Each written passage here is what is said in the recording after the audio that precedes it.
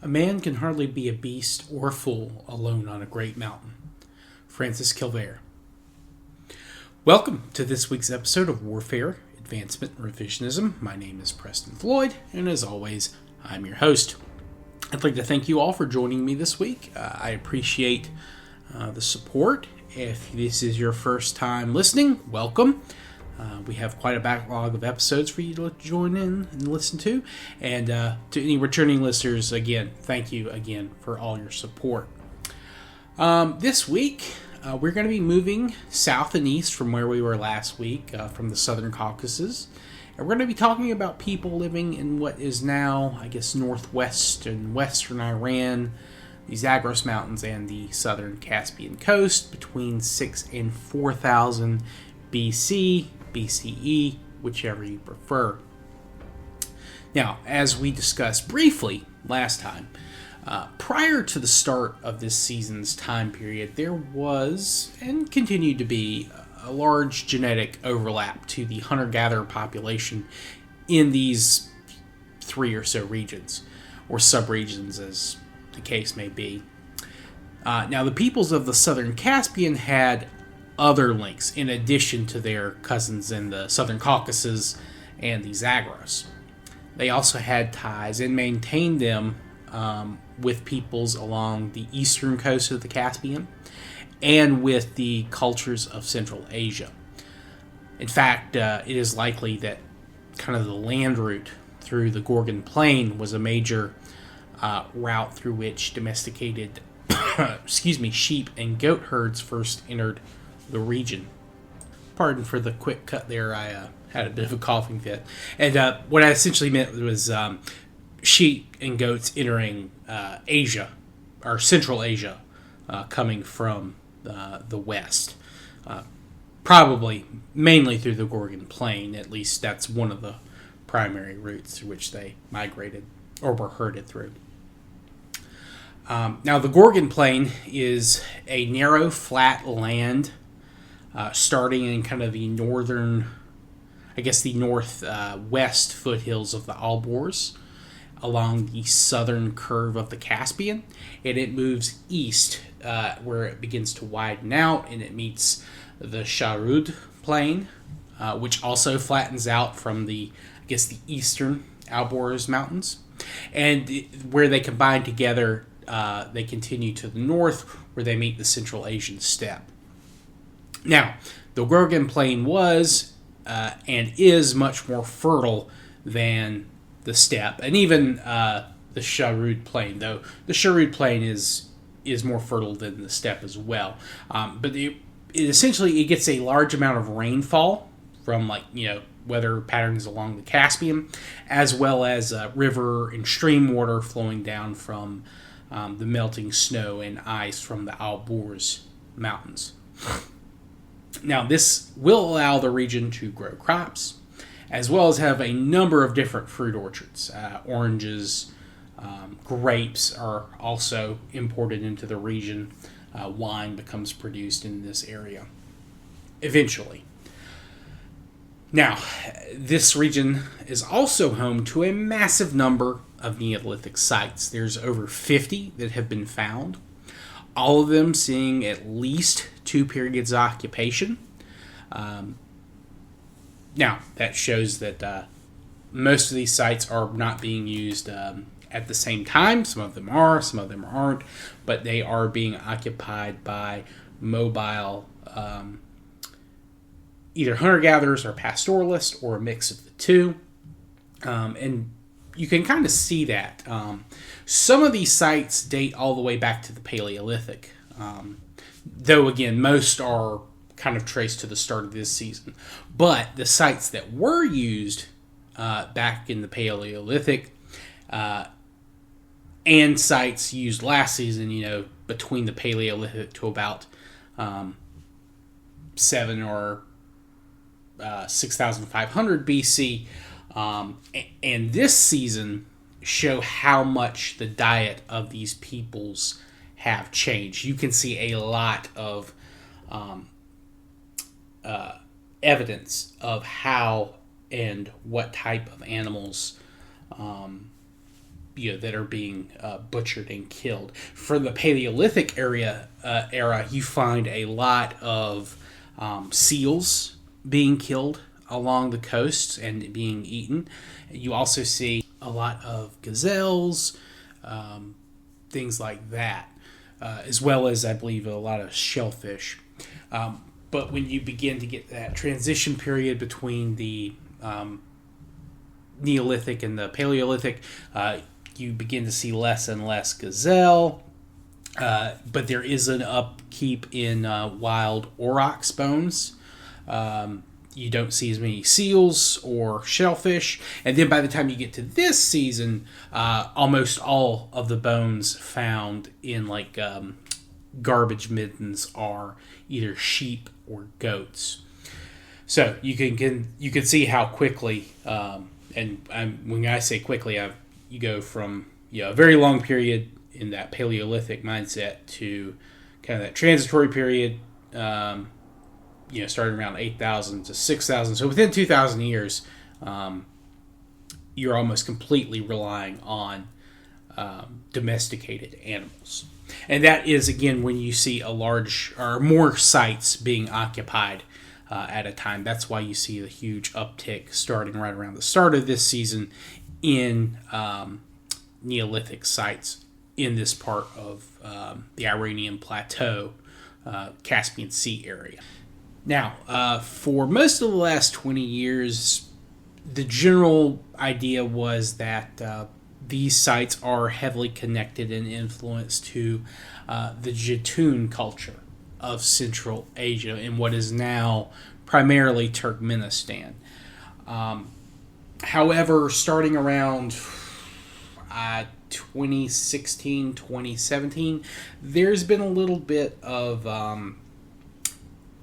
challenge to this idea. We can definitely see that the Jatun influenced the sites along the Gorgan Plain as well as the Sharud Plain. However, and we can tell this because of the pottery found. It looks like it is very similar, if not identical, to Jatun sites. There is a little bit of work being done challenging that they're all the same people.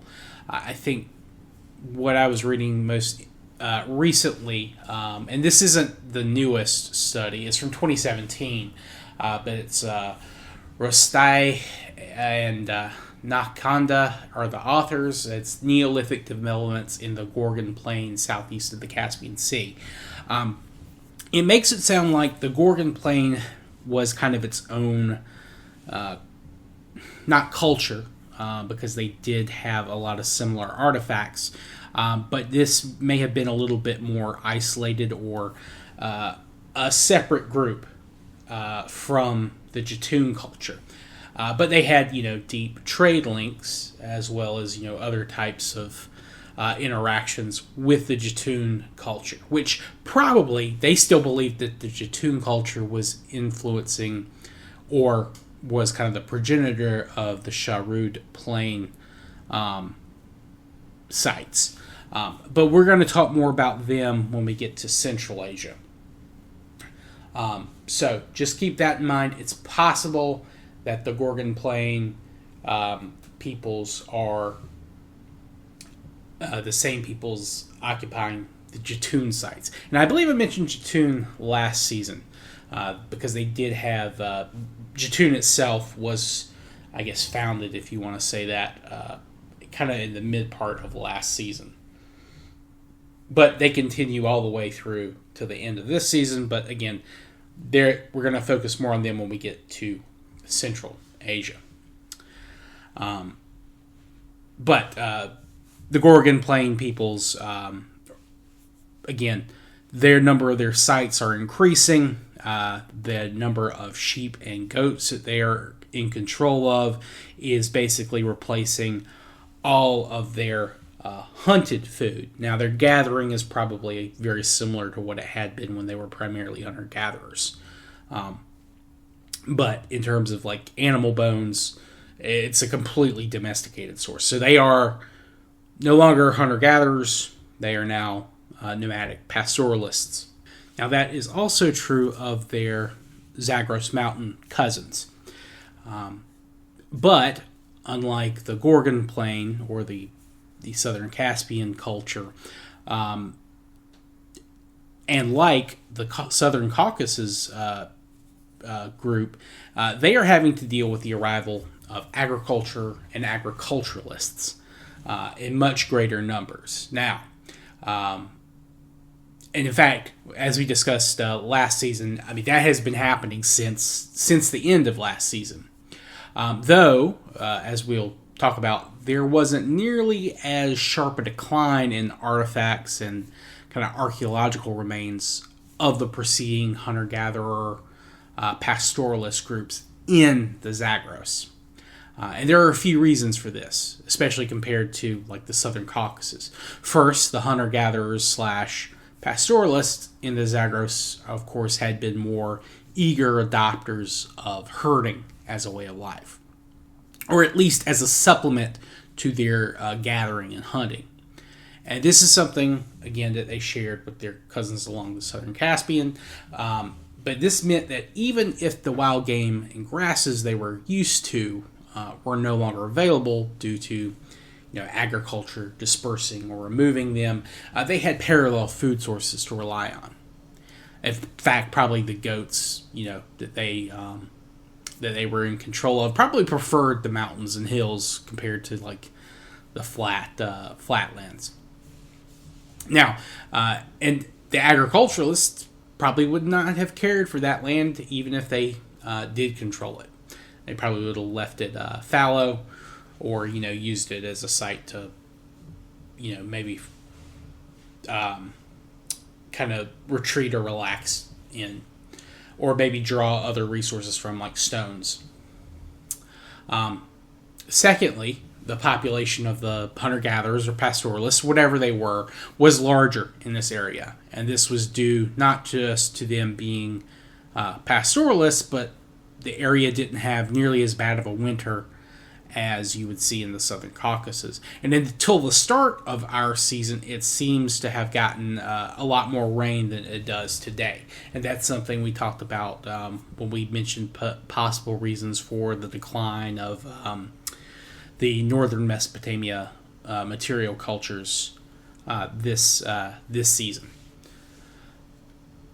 So that means that there probably weren't as easy to drive off or kill as, say, maybe the Caucasian hunter-gatherers neighboring the Shuleviri-Shomu culture were. Now, that's not to say that the agriculturists didn't try, or that the nomadic pastoralists didn't lose ground, but it doesn't appear to have been nearly as dramatic of a shift as in the Southern Caucasus. Now, that being said, the cultures practicing agriculture in the Zagros do not have nearly as sharp of a decline as the Shuleviri Shomu culture. Excuse me, the SSC. I got to remember to abbreviate it. It's so much easier to say. In fact, these cultures don't really decline at all. And we'll talk more about them. They're kind of going to be our focus for the last part of this section. But there is a lot of give and take between the pastoralists and the sedentary cultures. And these two groups learn from each other. And in some ways, they kind of develop a somewhat symbiotic relationship. Their relationship is certainly complicated, but they deal with each other much more successfully than, say, some of the other Mesopotamian cultures or other settled agricultural societies deal with their own nomadic pastoralist neighbors. And we'll get more into that, of course, as time goes on. I've hinted at that several times in several episodes. Now, there is a difference between the herders of the Zagros as opposed to the ones along the southern Caspian coast. They appear to have more to do with cattle. They, of course, still had plenty of goats and sheep, but it does appear that if cattle were a much larger part of the herding process, among the Zagros pastoralists that you don't see in the Southern Caucasus or along the Caspian Sea, at least not at this season. That changes as time goes on, but cattle were much more important among the Zagros pastoralists. And that's true also of the settled societies of the Zagros Mountains. I believe they had a little bit more cattle compared to the sheep and goats to, say, like the southern Mesopotamians. Or at least they had as many as. Or at least maybe that's not the best way to phrase it. I would say they had a slightly higher portion of cattle. At least that's what it appears to be from what I've read. Now, I could be misinterpreting that data, but I don't think so. And this kind of ties in with a couple of other things that we're going to go over. The connection between, or the potential connection between the old Tas Templar sites and some of the standalone sites in what is now Iran. There is evidence of some overlap between certain aspects of the Tas Templar sites, like Çatalhöyük, Göbekli Tepe, with some sites in what is now modern Iran. The most famous of these, of course, is Shanidar in like the far northwest of Iran, kind of on the Iran-Iraq-Turkish border, or at least that's the modern area. And Shanidar is, of course, famous for a number of Neanderthal burials that had been found. But it was also, there was a Neolithic site at Shanidar, and then, a couple of times prior to that by Homo sapiens. And this is kind of like right along the far northeastern edge of the Fertile Crescent. So this is a route by which a lot of early domesticated plants and possibly animals could flow through.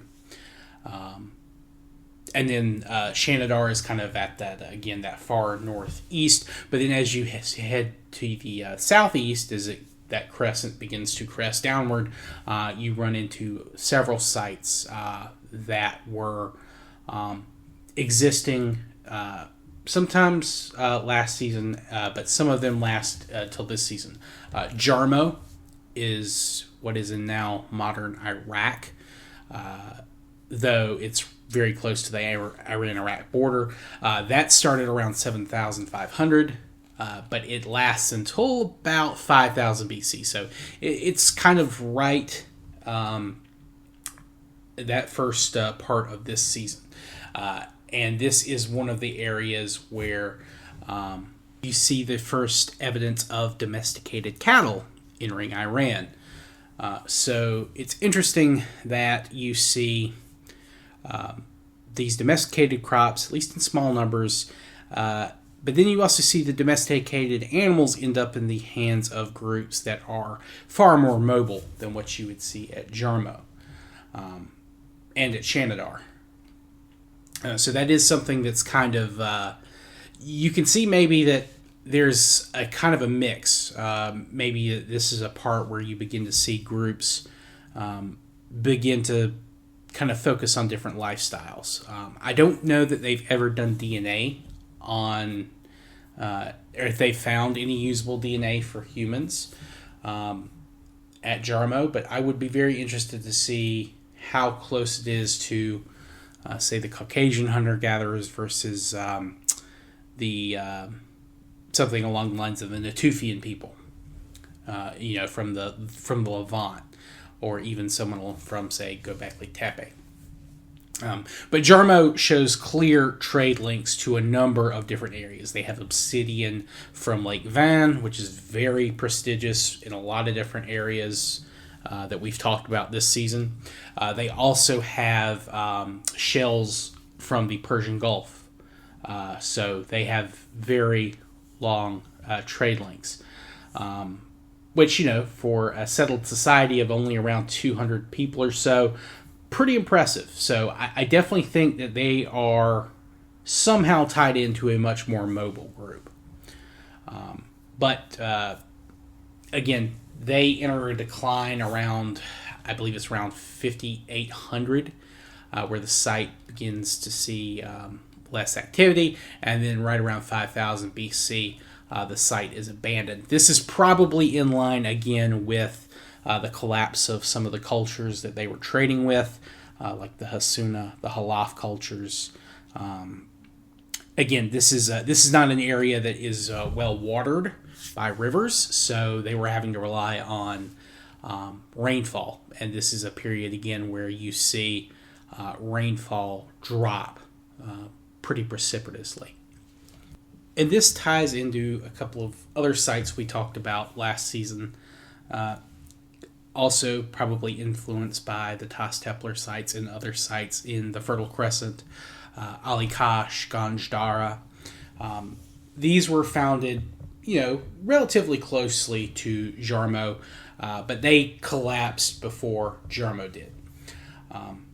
Now, that is not the end of agriculture in this area at 5,000. In fact, just a couple hundred years later, there are several new agricultural societies being built, and they will found cities in this region.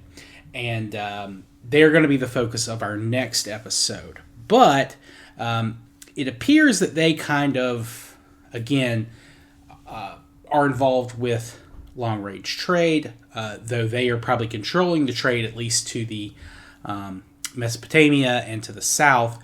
But like Jarmo and Ganj Dara and Ali Kash, they're probably relying on the pastoralists of the Zagros to get trade going with groups to their north and northeast. We can tell this because wine shows up fairly early in these agricultural settlements. Within, I think, around 200 years of being established. And this is some of the oldest wine in the region. And as far as I know, grapes were not native to the region. So this is something that they are getting from the Southern Caucasus area, which shows you just how fast this stuff can spread if it is deemed as valuable. Yeah, so that kind of ties in the various groups that are mobile, still living, a more traditional Homo sapien lifestyle, moving fairly regularly. Though with herds, you don't have to move as often. You can, if you want to. If your neighbors are being a-holes, you can just pack up and leave, or get out of Dodge while they're really focused and aggressive, and then you can just come back later and hit them when they're not expecting it. Or you can form longer lasting relationships built on trade and other aspects, which we will talk about next week when we go over the foundations of what will become Elam and Susa. And these are two sites that are kind of on the peripheral of Mesopotamia. We know about them from Mesopotamian sources. They have their own history and culture, and they will last for quite a while. But they will be, in some ways, much more integrated with their more nomadic neighbors than the Mesopotamians would be. And that will, at some points, be a very strong advantage. But that is all for the very far future episodes to talk about. Trying to think if there's there is some thought that the ancestors of the Kurdish people are in this region already, that they are belonging to the pastoralists of northwestern Iran. Now, the Kurdish people are not a monolith, and they have regional variations. The Kurds in what is now Georgia have a slightly different genetic makeup from, say, Kurds in what is now Iraq. But they are not probably any one group, at least in this season. Some of their ancestors are probably in the region, but there are some that will still come in. I think they've done both mtDNA, which follows more of the maternal line, and Y chromosome data, which is more of the male line. And it shows that the Kurdish groups on their, I believe it's their mother's side, are more closely related to European hunter-gatherers than they are to Caucasian hunter-gatherers on their mother's side. But the opposite is true on the male side. And also, they're more closely related to West Asians than Central Asians, in the reverse there as well. So there's definitely, the foundations of the Kurdish people, they show up, they think they show up. It kind of depends on how you interpret some of the Sumerian and Akkadian sources as early as the 3rd millennium, which would be next season. Though, again, that is debated.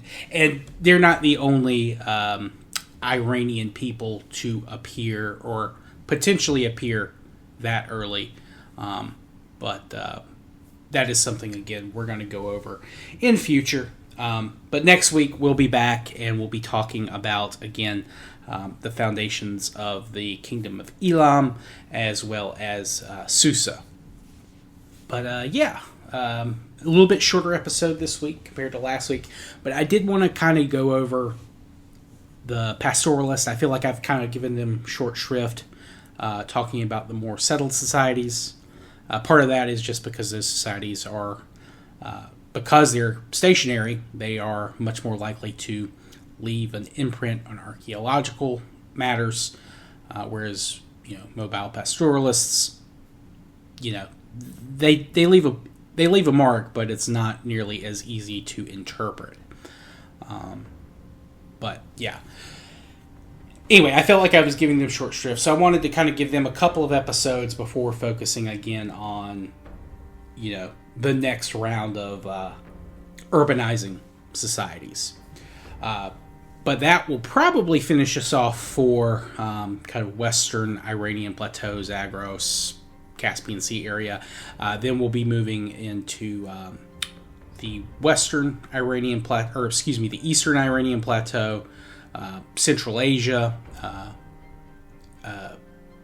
Then, of course, we'll probably move into India, Pakistan area, and then we'll go from there. But yeah, we will have a regular episode next week. I'm going to try and have the episode out following Christmas at regular time. That might be slightly delayed. But if you have any questions, comments, feedback, constructive criticism, please feel free to reach out to me via email at waradrevpod@gmail.com. You can direct message me on X/Twitter.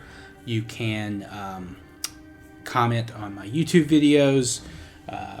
If you are listening on whatever service, please like, subscribe, download, all that kind of good stuff. Rate. It will help the channel grow. And it's been a big year, and I think next year is going to be even bigger.